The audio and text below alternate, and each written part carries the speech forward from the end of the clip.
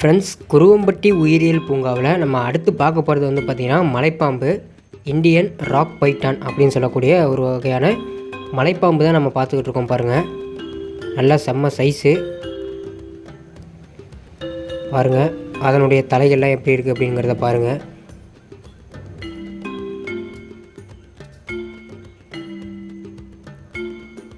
அதே மாதிரி வந்து பார்த்திங்கன்னா இதுக்கு அடுத்து பார்க்க போகிறது வந்து பார்த்திங்கன்னா கண்ணாடி விரியன் ரசல் வைப்பர் அப்படிங்கிற பாம்பு பார்க்க போகிறோம்.